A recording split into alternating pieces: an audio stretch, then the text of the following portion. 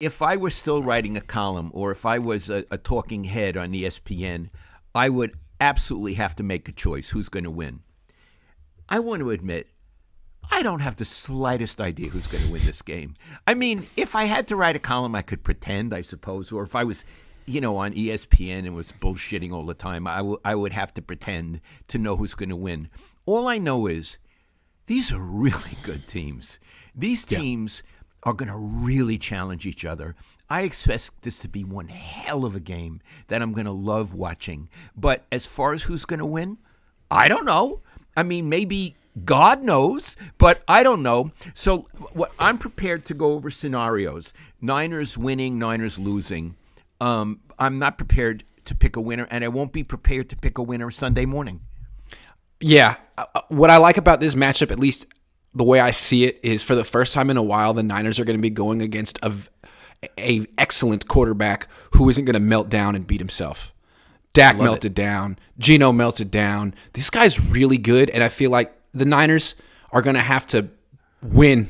They're not going to have a team that beats itself. I felt like the Niners' game plan against Dallas was, Brock, don't turn the damn ball over. We're going to score 20 points and win. And it worked, but it's not going to work like that against Philly. So this is going to be a really fun game. Oh, lovely. Okay, so which do you want to start with? 49ers win, 49ers lose? Let's start with 49ers lose so we can end on a positive. Okay. Well, real quick, you came over to my office yesterday, and we watched the condensed TV version of the Giants-Eagles game in about 45 minutes, although the game was over in like 10. So, I mean, you watched it. Before I go, what do you think the Eagles can do to beat the Niners after watching them eviscerate the Giants? Well, I think the Giants are a pretty good outfit. That's what I want to say, with a good quarterback, and they killed them. So I'm not that familiar with Philly. I've seen 2 games of theirs this season. I was really impressed. First of all, that quarterback, oh my God, he's a throwing quarterback who can run. Yep. As opposed to Lamar Jackson, he's a running quarterback who maybe can throw or not. I much prefer Hurts to Lamar Jackson. In fact, I kind of love Hurts. He's great. So, how Philly could win this game? Here's how. They could control the line of scrimmage on both sides. Yep. They're best offensive line in the league, best pass rush in the league. 70 sacks they recorded. Yeah. Every single starter on their D-line had more than 10 sacks this year. Go. Yeah, they could dominate the line of scrimmage on both sides, and if they do, it's game over, Iggy. Yeah. If they do, the Niners will not have much of a run game. I want to, as a parenthetical, say I really don't like the way Kyle uses McCaffrey early in the game. He runs him up the middle like he's a power back. He's not a power back. No. And if he does it against Philly, first of all, he got him hurt last game. That. He got him hurt. And if he does that against Philly, with the thing with McCaffrey, he is so brilliant at finding holes in the chaos of the line of scrimmage. But if he runs into a tackler, he's down. He's not that big, and he gets hurt. So if the other team controls the line of scrimmage, and if Kyle uses McCaffrey that way and uses him a lot, they're not going to win. He has to be more creative than that. Yeah.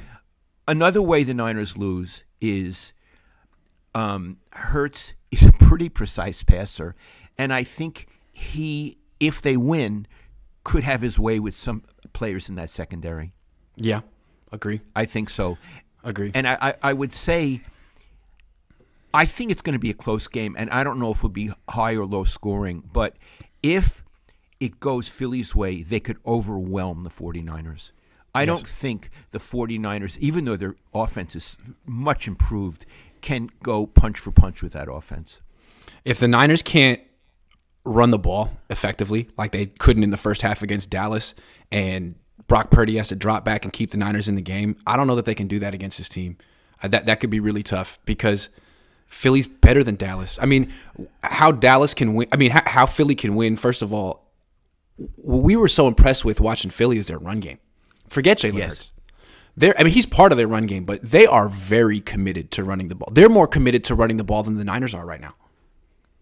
I mean, they line up in the shotgun. They run the zone read, which is actually what you want to do against the 49ers. Because if you just have one running back in the backfield and you have Fred Warner and Dre Greenlaw, all 11 guys dialed in on him, they swarm to that guy so fast. But if they actually have to watch and see who has the ball, Jalen Hurts or the running back, it slows them down. You have to be patient. You have to read. They don't want to read. They want to run. They want to be violent and fast, and they're great at that. So in this game, they're going to have to stop and read and be patient and face a team that wants to run the ball over and over and over again and then do play action off of that and get the ball down the field. It's like all the things you have to do against the Niners defense. It's what they do every week. And we saw against the Giants, it's like every play, it was 1st and 10, 2nd and 6, 2nd and 5. They never have negative plays. It's very difficult to get to Jalen Hurts. That's a good point you made when we were watching it yesterday. You said, look, Dad, there's no negative plays. No. I mean, yeah. So they're just a very efficient team, and they take shots. And once you have everything covered, they have these great wide receivers. Jalen Hurts can run too, and he does it very well. So, and then on the other side, their defense, like not just the fact that they have a great pass rush, but if they shut down Christian McCaffrey and make the Niners one-dimensional, Brock Purdy isn't Joe Burrow. He doesn't have the biggest arm. You know, he's not going to be able to just drop back 60 times and kick the shit out of a great defense. He needs help, and we'll see if he gets it from Kyle.